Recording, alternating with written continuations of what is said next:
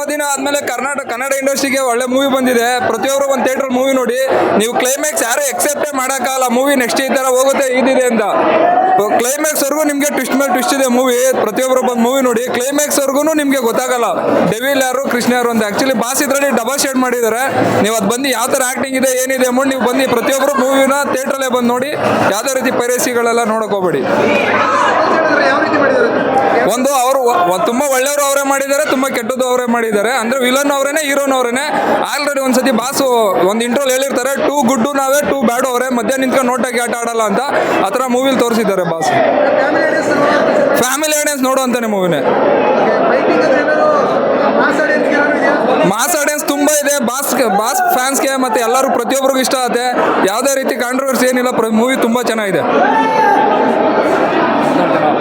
Sir. Devil 2 ಬರೋ ಸೂಚನೆ ಎಲ್ಲ ಇದೆ. ಬಾಸ್ ಹೊರಗಡೆ ಬಂದಮೇಲೆ ಡೆವಿಲ್ 2 ಪಕ್ಕ ಬರುತ್ತೆ. ರಿಲೀಸ್ ಆಗೋದ್ರೆ ಓಡುತ್ತೆ ಪಕ್ಕ 100%. ಸೂಪರ್ ಆಗಿದೆ ಸರ್. ಫ್ಯಾಮಿಲಿ ಎಲ್ಲ ಬಂದು ನೋಡ್ಬೋದು, ಬೋರ್ ಆಗಲ್ಲ, ಎಲ್ಲೂ ಚೆನ್ನಾಗಿದೆ. ಮತ್ತೆ ಇಲ್ಲಿರೋ ಫ್ಯಾನ್ಸ್ ಕ್ರೌಡ್ ನೋಡಿದ್ರೆ ಗೊತ್ತಾಗುತ್ತೆ ಮೂವಿ ಹೇಗಿದೆ ಅಂತ. ಬಾಸ್ ಅಂದ್ರೆ ಕ್ರೇಜ್ ಅಲ್ವಾ ಸರ್? ಡಿ ಬಾಸ್ ಅಂದ್ರೆ ಕ್ರೇಜು. ಅದು ಆ್ಯಕ್ಚುಲಿ ರಿಯಾಲಿಟಿ ತೋರಿಸಿದ್ರೆ ಜನ ಯಾವ ಥರ ಬದಲಾಗಬೇಕು. ದುಡ್ಡು ಇಸ್ಕೊಂಡು ಓಟ್ ಹಾಕೋದಲ್ಲ ನಮಗೆ. ನಾವು ದುಡ್ಡು ಇಸ್ಕೊಂಡು ಓಟ್ ಹಾಕಿದ್ರೆ ಅವರು ಅದೇ ಥರ ಎಕ್ಸೆಪ್ಟ್ ಇರ್ತಾರೆ. ನಾವು ಒಳ್ಳೆ ಮನ್ಸು ನೋಡಿ ಓಟ್ ಹಾಕ್ಬೇಕು ಅಂದ್ಬಿಟ್ಟು ತೋರಿಸಿದ್ದಾರೆ ಬಾಸ್ ಅದರಲ್ಲಿ.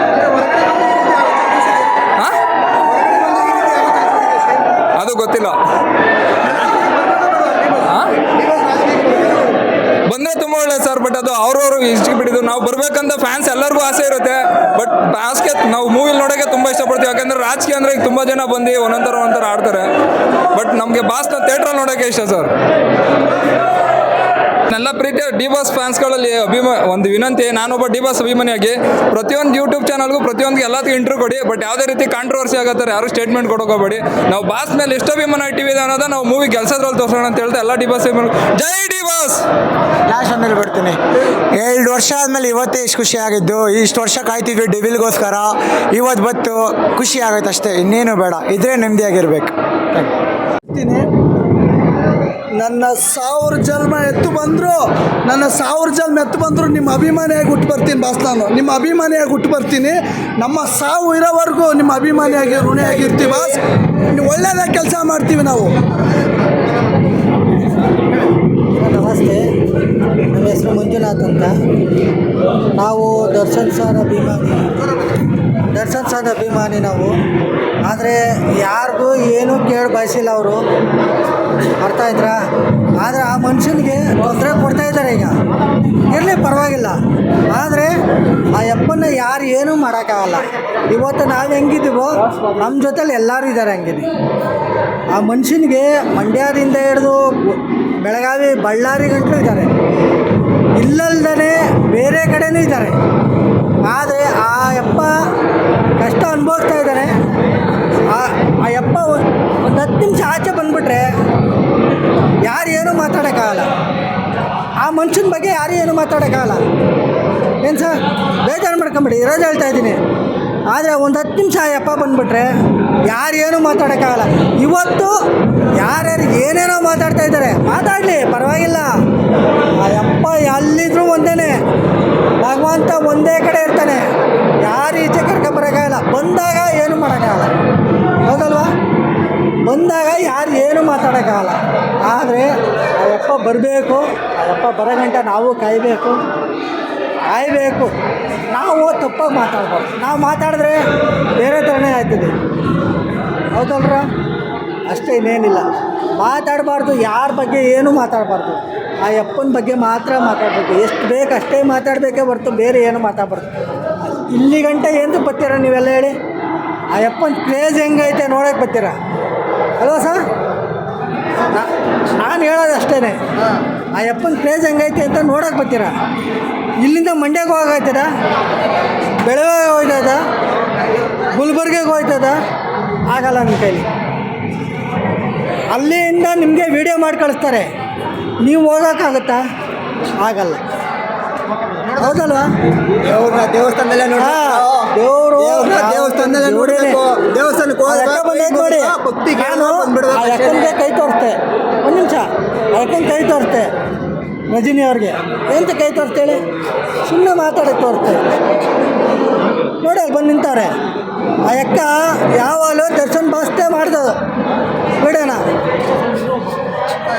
ಪ್ರೀತಿಯಿಂದ ಮಾತಾಡ್ತೀನಿ ಬೇರೆ ಥರದಿಂದ ಮಾತಾಡಲ್ಲ ಮಾತು ಏನು ಗೊತ್ತಾ ಒಬ್ರಿಗೆ ಒಳ್ಳೇದು ಮಾಡಬೇಕು ಇನ್ನೊಬ್ರಿಗೆ ಕಾಂಟ್ರವರ್ಸಿ ಮಾಡಬಾರ್ದು ಇನ್ನೊಬ್ರಿಗೆ ಇದು ಮಾಡಬಾರ್ದು ತೊಂದರೆ ಮಾಡಬಾರ್ದು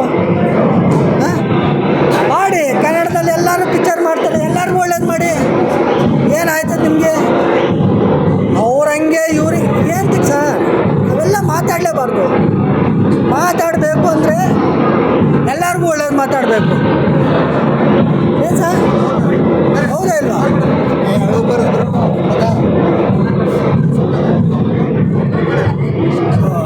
ದರ್ಶನ್ ಸರ್ ಎಲ್ಲ ಅಭಿಮಾನಿಗಳಿಗೂ ನಮಸ್ಕಾರ. ಇವತ್ತಿನ ದಿನ ಏನಿದೆ ಇದೇ ಸಂಭ್ರಮ ಫೆಬ್ರವರಿ 8 2002 ಮೆಜೆಸ್ಟಿಕ್ ರಿಲೀಸ್ ಆದ ದಿನ ಇದೇ ಥಿಯೇಟ್ರಲ್ಲಿ ಅವತ್ತು ಇದೇ ಥರ ಸಂಭ್ರಮ ಇದ್ದಿದ್ದ ದಿನ ಆ ದಿನ ಮತ್ತೆ ಇವತ್ತು ಮರುಕಳಿಸಿದೆ ಡಿಸೆಂಬರ್ 11ರಂದು ಈ ಡೆವಿಲ್ ಸಿನಿಮಾ ಸಕ್ಸಸ್ ಆಗಿ ದರ್ಶನ್ ಸರ್ ಬೇಗ ಆದಷ್ಟು ಬೇಗ ಅಭಿಮಾನಿಗಳಿಗೆ ಎಲ್ಲ ಒಂದು ಸಂತಸದ ಸುದ್ದಿ ಕೊಡ್ತಾರೆ ಅನ್ನೋ ಎಲ್ಲ ನಿರೀಕ್ಷೆಯಲ್ಲಿದ್ದೀವಿ. ಅವರು ಎಲ್ಲ ಬಂದು ನಂತರ ಅವರ ಸಿನಿಮಾಗಳು ಮತ್ತೆ ಎಲ್ಲ ಚೆನ್ನಾಗಿ ಹಿಟ್ಟಾಗಿ ಅಭಿಮಾನಿಗಳು ಮತ್ತು ಅವರು ಎಲ್ಲ ಮುಂದಿನ ದಿನ ಎಲ್ಲ ಒಳ್ಳೆಯದಾಗುತ್ತೆ ಅಂತ ನಾವು ಕೇಳ್ಕೊಳ್ಳೋಕೆ ಇಷ್ಟಪಡ್ತೀವಿ ಸರ್. ಕೆಳಗೆ ಹಿಡ್ಕೊ ಮಾತಾಡೋಣ ಹಿಡ್ಕತೆ ಮೈಕ್ನ ಕೊಡು ಬ್ರೋ ಇಲ್ಲಿ ನೀನು ಹಿಡ್ಕೊ ಮೈಕ್ ಹಿಡ್ಕೊಂಡು ಹಿಡ್ಕೋತೀನಿ ಫೋಟೋ ಹುಷಾರು ಫೋಟೋ ನಾನು ಹಿಡ್ಕೋತೀನಿ ಹಿಡ್ಕೊ ಬ್ರೋ ಮೈಕ್ ಮುಖದ ಹೇಳು ಬ್ರೋ. ಮುಖದ ಮೈಕ್ ಹಿಡಿ ಬಿಡು ಸೈಡ್ ಹಿಡಿ ಹಾಂ ಹೇಳಿ ಬ್ರೋ. ನಿಮಗೆ ಗೊತ್ತಿದ್ದಂಗೆ ಪ್ರತಿ ವರ್ಷ ಡಿ ಬಾಸ್ ಮೂವಿ ರಿಲೀಸ್ ಆದಾಗ ಪೇಂಟಿಂಗ್ ಮಾಡ್ಕೊಂಡು ಬರ್ತೀನಿ. ಅದಕ್ಕೆ ಈ ವರ್ಷ ಜಾತ್ರೆ ನಡೆಸ್ತಾ ಇದೀವಲ್ಲ ಇದು ದೊಡ್ಡದಾಗ ಒಂದು ಸ್ವಲ್ಪ ದೊಡ್ಡದಾಗಿ ಮಾಡ್ತಾ ಇದ್ದೀನಿ ಅಷ್ಟೇ.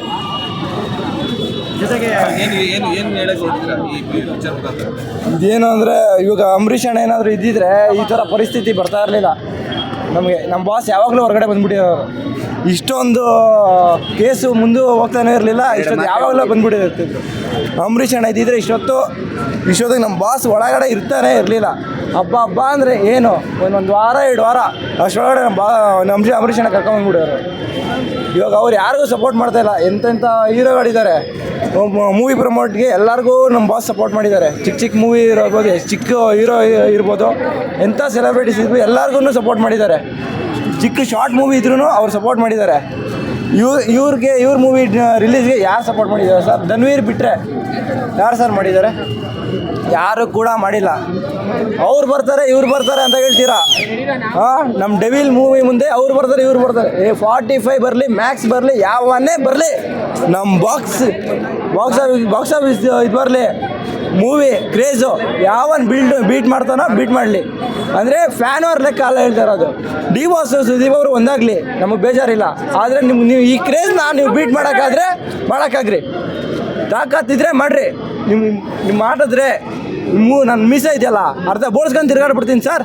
ನಮ್ಮ ಬಾಸ್ ಕ್ರೇಜ್ನ ಬೀಟ್ ಮಾಡಿಬಿಟ್ರೆ ನಾನು ಅರ್ಧ ಮೀಸೆ ಬೋಳ್ಸ್ಕೊಂಡು ತಿರ್ಗಾಡ್ಬಿಡ್ತೀನಿ. ಅದು ಚಾನ್ಸೇ ಇಲ್ಲ ಸರ್. ಈ ಬಾಕ್ಸ್ ಆಫೀಸ್ ಸುಲ್ತಾನ್ ಅಂದರೆ ಒಬ್ಬರೇ ಚಾಲೆಂಜಿಂಗ್ ಸ್ಟಾರ್ ಮಾತ್ರ.